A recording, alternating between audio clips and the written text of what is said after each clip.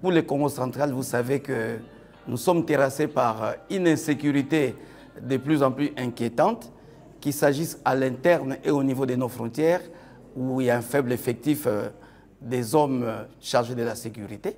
Nous avons l'insécurité sur la nationale numéro 1, la route est devenue très meurtrière, tout le monde le sait. Une insécurité exacerbée par ces trafics intenses de véhicules de grand tonnage qui causent beaucoup d'accidents et beaucoup de cas de décès. Aussi, ces trafics routiers qui devaient être atténués par la réhabilitation du chemin de fer de nos deux ports, le port de Matadi et de Boma. Donc nous avons abordé le problème de l'insécurité.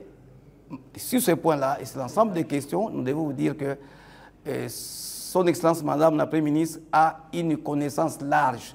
Nous avons cherché même à vouloir ouvrir une porte qui était déjà ouverte. Il y a 5 mois que nous ne sommes pas payés et nous avons voulu solliciter de son autorité si elle pouvait donner solution à nos problèmes. Aussitôt soulever, aussitôt nous dire, avant même qu'elle ne puisse descendre ici, elle a eu à échanger avec les bureaux du Sénat sur la même question et nous a même donné la promesse pour nous dire dans les 48 heures, nous allons voir quelque chose être fait.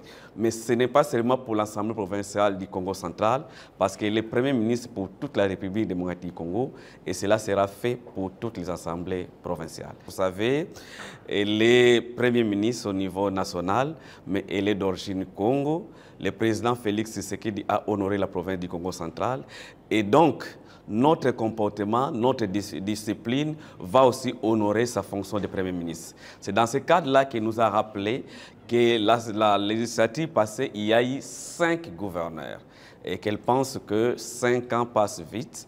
Et si nous pouvons se compléter, collaborer, et d'ailleurs, elle a fait rire en disant que si problème il pouvait avoir, on pouvait se référer au niveau national pour avoir des conseils, mais nous pensons que, et nous pouvons les promettre, nous allons essayer d'arrondir les angles pour que l'Assemblée provinciale et l'exécutif provincial puissent travailler des communs encore.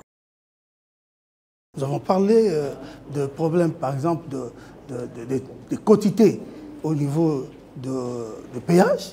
Le péage du pont Maréchal, vous savez combien nous gagnons, combien la province reçoit comme quantité, et c'est minime. Il ne fallait pas que ça reste comme ça, il fallait que nous puissions monter les temps pour que les gens sachent que la province n'est pas contente de ce qu'on lui rétrocède. Vous voyez, même au niveau de la nationale numéro 1, ce qu'on nous donne par rapport à ça, ça ne peut pas permettre à la province de poser des actions d'envergure pour son développement. Nous avons également parlé de l'insécurité dans tous les sens, surtout dans nos frontières. En tout cas, les frontières sont poreuses. Nous ne pouvons pas, en tout cas, mâcher les mots. Poreuses, il faut compris que nous avons dit, il n'y a pas longtemps, les amis de l'Angola, ils ont séquestré nos pêcheurs. Vous allez à Luozi, les gens quittent le Congo-Brazza pour venir couper du bois chez nous. Et ici, quand vous êtes à Matadi, les Angolais peuvent entrer quand ils veulent, ils peuvent se ressortir quand même. Mais chez nous, c'est difficile d'aller de l'autre côté.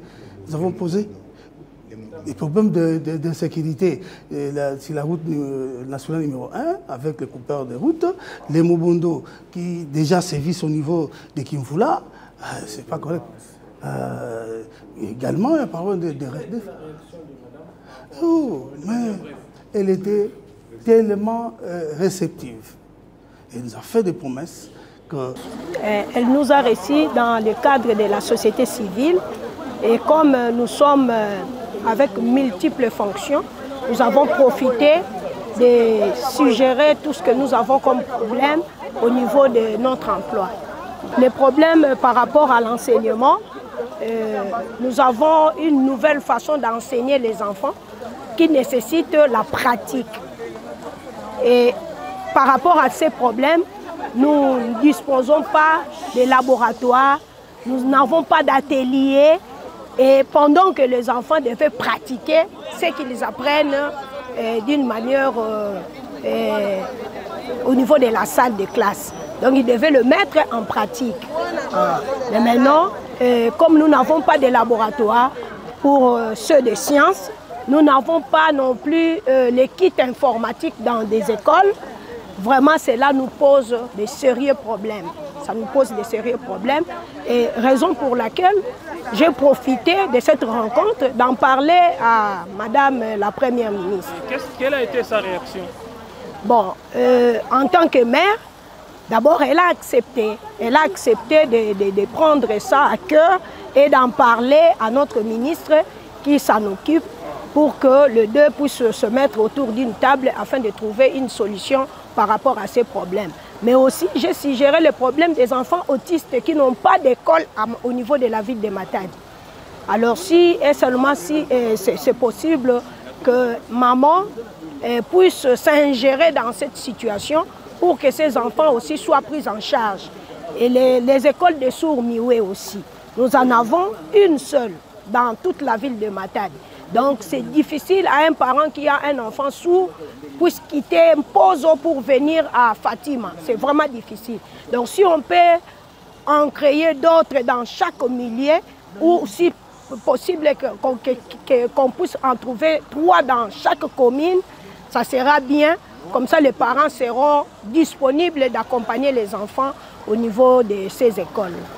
Ma réaction n'est qu'une réaction de satisfaction par rapport au contenu du discours de son Excellence Madame la Première ministre, qui a étayé dans tous les petits détails comment on peut développer nos villages, nos territoires, nos secteurs. Vous connaissez que l'Office congolais de contrôle a pour mission de faire l'évaluation de la conformité de tout ce qu'on consomme et de tout ce même qu'on va construire.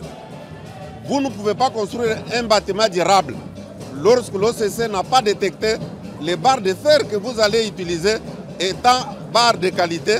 C'est l'OCC qui va dire la maison, la route que vous allez construire répond à certaines normes et à certaines qualités. La raison d'être de l'OCC, c'est d'accompagner ce qui va se passer, contrôler la qualité de sorte que les consommateurs, les constructeurs puissent construire en respectant toutes les normes relatives, que ce soit à la construction, même à la consommation.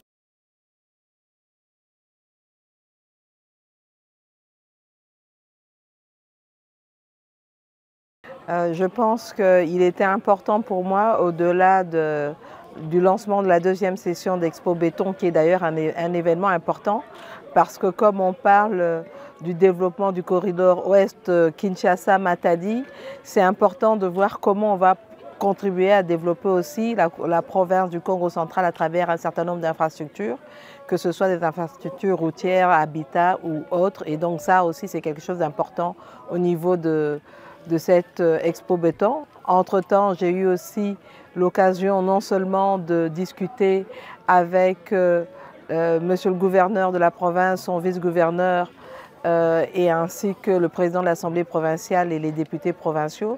Nous avons déjà tenu au départ une réunion avec le comité provincial de sécurité parce qu'il était important de faire le point sur les aspects sécuritaires de la province. Comme je le dis toujours, c'est vrai que je suis originaire du Congo central, mais je suis avant tout Premier ministre de l'ensemble de la République. Mais en tant que fille du Congo central, il était important de pouvoir aussi discuter avec mes frères et sœurs du Congo central, et cela m'a permis aussi, au-delà des problèmes sécuritaires qui ont été exposés, de regarder aussi les aspects socio-économiques de la province, raison pour laquelle j'ai eu à rencontrer les transporteurs, parce que comme vous le savez, il y a une grève actuellement avec les syndicats. J'avais déjà fait une réunion à Kinshasa, mais je les ai aussi rencontrés ici pour essayer de comprendre aussi la problématique de leur côté. Donc il y a des choses sur lesquelles on va pouvoir travailler. J'ai rencontré aussi le syndicat de l'ONATRA, parce que là aussi, on a différents projets qu'on est en train de développer au niveau de l'ONATRA, le port et le chemin de fer, parce qu'on pense au niveau du gouvernement, et ça je pense que, comme l'a dit le chef de l'État, il est important qu'on puisse diversifier l'économie et créer des emplois, mais pour ça, nous avons besoin de routes, nous avons besoin de chemin de fer, nous avons besoin du port. Sans ça, ça sera très difficile de le faire, et donc l'ONATRA est une entreprise publique qui est très, comment dire, qui est importante pour ce développement-là au niveau du Congo central et pour la République démocratique du Congo dans son ensemble. De même, j'ai eu à discuter avec les plateformes féminines, les femmes, politiques comme de la société civile qui m'ont fait part de leurs problèmes. Beaucoup de gens sont revenus sur les aspects sécuritaires, que ce soit au niveau des différents groupes que j'ai rencontrés, des femmes et les différents services, sur les aspects sécuritaires, les barrières, les coupeurs de route, etc. Il y a un certain nombre d'actions et de mesures qui sont en train d'être prises avec le vice-premier ministre en charge de l'Intérieur, mais aussi avec le vice-premier ministre en charge de la Défense. Donc je pense qu'on pourra revenir sur ça dès que je rentre à Kinshasa pour faire le point avec eux par rapport aux différentes mesures. Mais aussi, il y a un certain nombre d'aspects que j'ai discutés, tant sur la gratuité de l'enseignement avec les mesures à prendre en termes de qualité de l'éducation, mais aussi au niveau de l'application de la couverture santé universelle. Donc je repars avec un certain nombre d'informations que je vais partager avec le ministre de la Santé. J'ai rencontré les conseillers communaux, en tout cas des représentants. J'ai rencontré les députés provinciaux qui m'ont fait part aussi de leurs problèmes. Je leur ai dit dans quelle mesure nous sommes en train de trouver un certain nombre de solutions, non seulement au dernier trimestre de cette année, c'est la même chose avec les fonctionnaires, mais aussi à partir de l'année prochaine, puisque comme vous le savez, je viens de déposer le projet de budget pour l'exercice 2025 et donc nous espérons que tel que cela a été présenté pour mettre en œuvre le programme d'action du gouvernement, il va y avoir des réponses à leurs différentes préoccupations. Mais je pense que c'est en cours, comme vous le savez déjà au niveau du port de Matadi avec l'ONATRA, ils sont en train de travailler sur une modernisation du quai 1 et 2 et il y a ce partenariat public-privé avec MSC sur lequel on est en train de terminer les négociations. Il y a eu quelques divergences d'opinion, notamment avec les syndicats, mais je crois qu'aujourd'hui nous sommes sur une phase de pouvoir achever ces discussions-là et ensuite repartir vraiment sur ce partenariat public-privé. Alors, juste pour indiquer, on voit en parallèle un privé qui a aussi un port, qui s'est développé. C'est vrai, ils m'ont donné dans les explications qu'ils ont eu au départ